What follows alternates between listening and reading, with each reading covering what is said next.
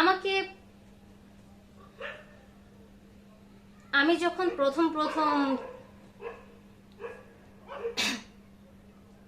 আমি আমি যখনই কথা বলতে যাই তখনই কুকুর ভৌ ভৌ করে।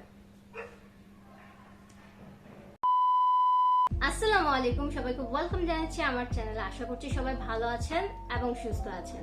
টাইটেল আর থাম্বনেল দেখে বুঝে গিয়েছেন যে আজকের ভিডিওটা কি নিয়ে। তো আর হইতেছে এখানে আমার গেট আপ দেখে বা হিজাবের কালার দেখাও তো বুঝে নিয়েছেন যে আজকের ভিডিওটা ইন্টারেস্টিং, একটা কিউট ইন্টারেস্টিং চ্যালেঞ্জ হতে যাচ্ছে। কেন ইন্টারেস্টিং?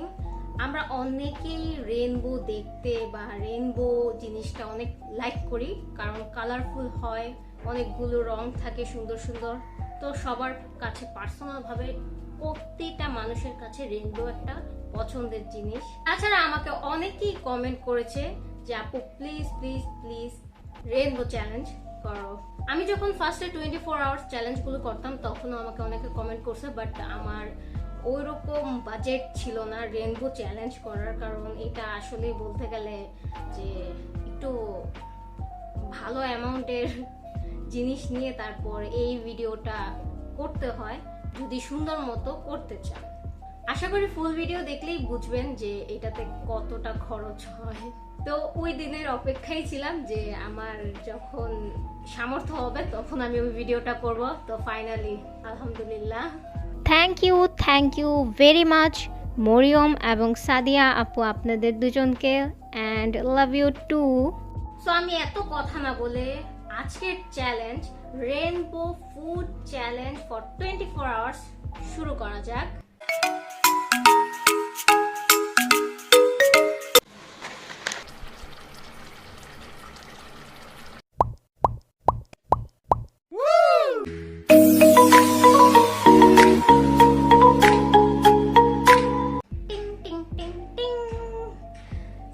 এখানে আমি আমার নাস্তাতে মানে ব্রেকফাস্টে নিয়েছি পাস্তা। তো এখানে দেখতে পাইতেছেন যে yellow, orange, red, blue, purple and green. দেখতে আসলে অনেক সুন্দর দেখা যাইতেছে। তো এখানে আমি জাস্ট সিদ্ধ করছি, তারপর একটু ম্যাগি মশলা দিছি আর হইতেছে একটু চিজ দিছি, কারণ খাইতে তো একটু টেস্টি লাগতে হবে, তাই না? তো এক এক করে আমি টেস্ট করি, নর্মাল টেস্টই হবে আর কেমন হবে।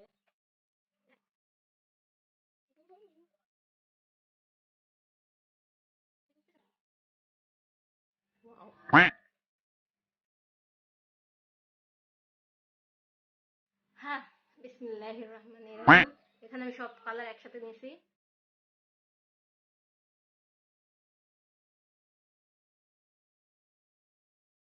ঠান্ডা হয়ে গেছে, সবসময় আমার ঠান্ডা হয়ে যায়।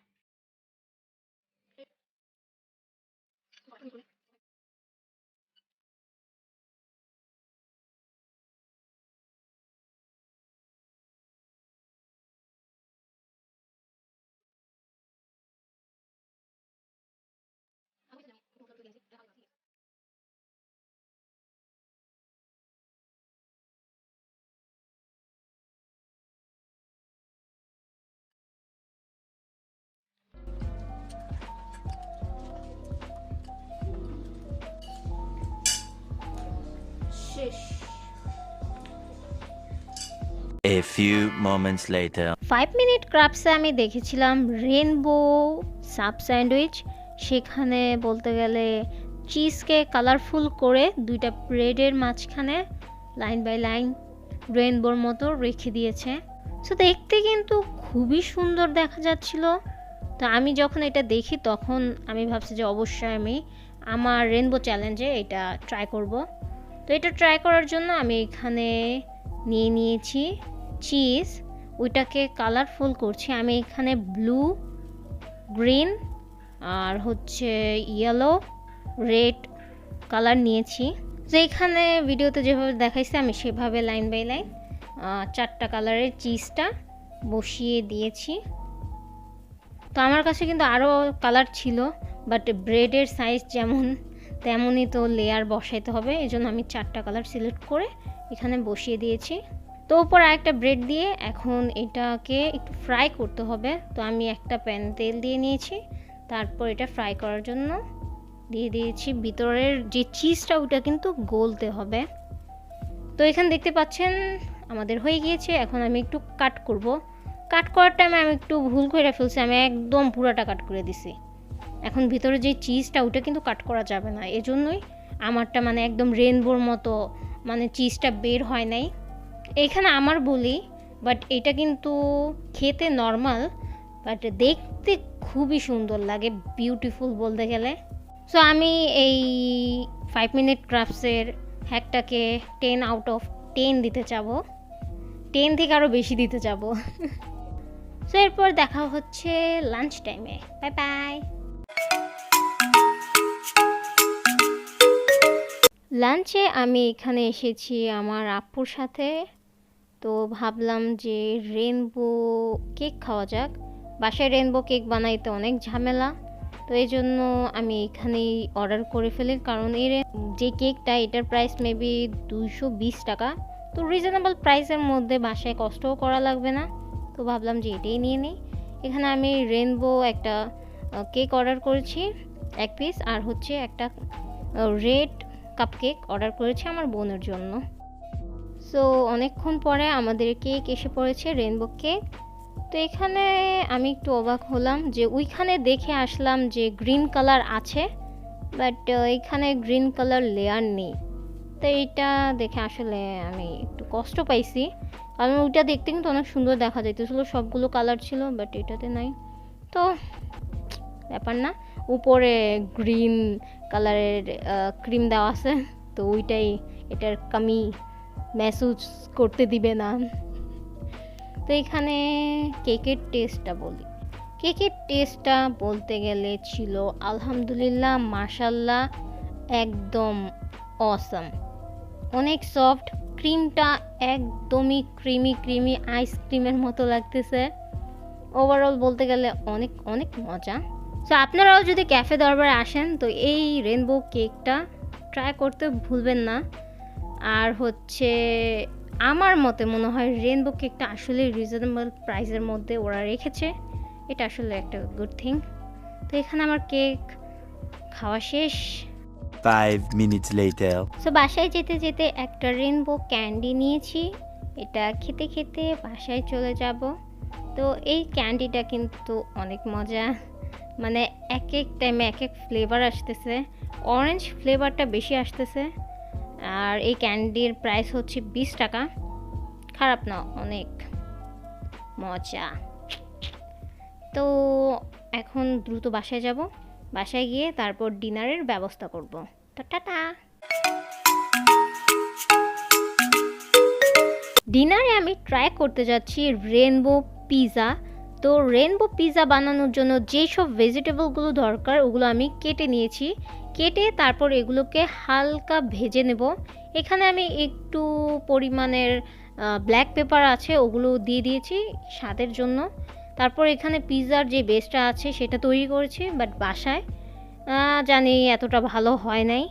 আমি ট্রাই করতেছি জাস্ট আল্লাহ আল্লাহ করে রেনবোটা যেন হয়ে যায়। এখানে আমি সস লাগিয়ে দিচ্ছি, সসটা আমি বাসায় মেক করেছি পিৎজা সস। পিৎজার ডোটা নিয়ে, পিৎজার বেসটা নিয়ে প্লিজ কিছু বললেন না, আমি জানি অনেক বাজে হয়েছে, অনেক মোটা হয়েছে বলতে গেলে।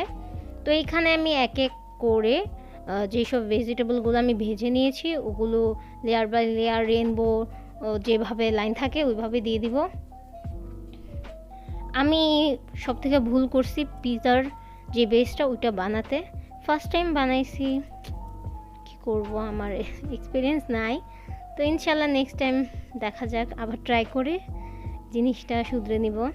তো এইখানে আমার জায়গাই নিতেছে না, কারণ প্রায় বলতে গেলে 60টা লেয়ার দেওয়া হইতেছে এখানে।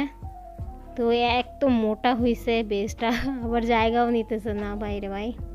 সবগুলো সুন্দর মতো দেওয়ার পর আমি এখানে হালকা চিজ দিয়ে দিচ্ছি। আমি চিজ বেশি দিতে পারবো না, কারণ চিজ যেহেতু সাদা, পরে চিজ ছাড়া আর কিছুই দেখা যাবে না। তারপর এটাকে চুলায় বেক করে নিয়েছি, তারপর ওভেনে বেক করছি 2 ভাবে। তো আমাদের rainbow pizza ready. So guys আমাদের রেইনবো পিজা রেডি, বাট এটা দেখতে তো সুন্দর, খাইতে কেমন আমি জানি না, রাবার হয়ে গেছে। বিসমিল্লাহির রহমানির রহিম।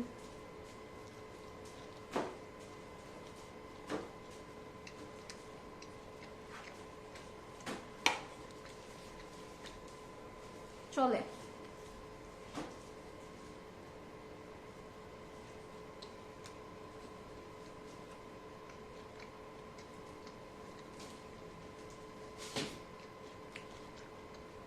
ফার্স্ট টাইম বানাইছি, নট ব্যাড।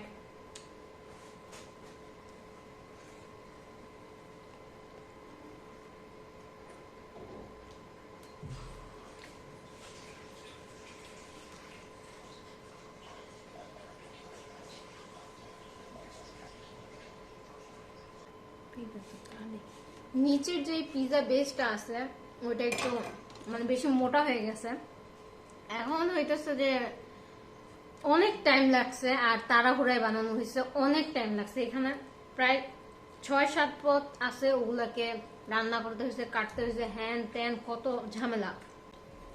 বলতে গেলে এখানে চিজ কম হয়েছে, সসও অনেক কম দেওয়া হয়েছে। চিজ কম দেওয়া হয়েছে কারণ হইতেছে চিজ যদি আমরা পুরা দিয়ে দিই একদম ভইরা ভইরা, তাহলে যে রেইনবো কালারটা আছে ওইটা শো হবে না। তো কি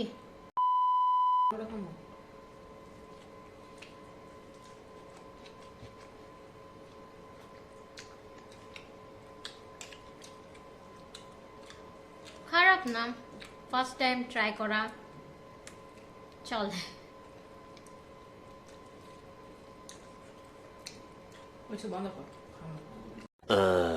সো গাইস এই তো আজকের রেইনবো চ্যালেঞ্জ ফর 24 আওয়ার্স এখানে শেষ হয়ে যায়। অ্যান্ড রাত্রের যে ডিনারটা ছিল পিজা, এটা খুবই অনেক পরিশ্রম করছি আপু আর আমি, অনেক কিছু করছি প্রায় অনেকক্ষণ ধরে, অনেকক্ষণ 3 ঘন্টা। আমার আপু বলতেছে 3 ঘন্টা, এই যে আমার হাতের অবস্থা। তো তারপরও মেইন হয়েছে রেইনবো এই জিনিসটা যেন হয়। এখন কি করব, এখন যদি আমি টেস্ট এটা সুন্দর করতে যাই তখন আরেক কিছু হবে। অ্যান্ড পিজাতে বেশিরভাগ ভেজিটেবল ছিল, যেটা আমার পার্সোনালভাবে পছন্দ না, আমার বোনেরও পছন্দ না। বেশি চিজ অ্যান্ড চিকেন থাকলে দেন একটু ভেজিটেবল থাকলে ভালো লাগে, বাট এটা তো পুরো ঠাসা ছিল ভেজিটেবলের, মাংস তো ছিলই না। কিছু করার নেই।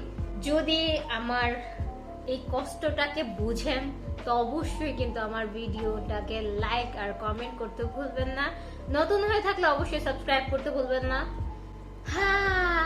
দেখা হবে নেক্সট কোনো চ্যালেঞ্জ ব্লগ অথবা ভিডিওতে। ততক্ষণ ভালো থাকবেন, সুস্থ থাকবেন। আল্লাহ হাফেজ।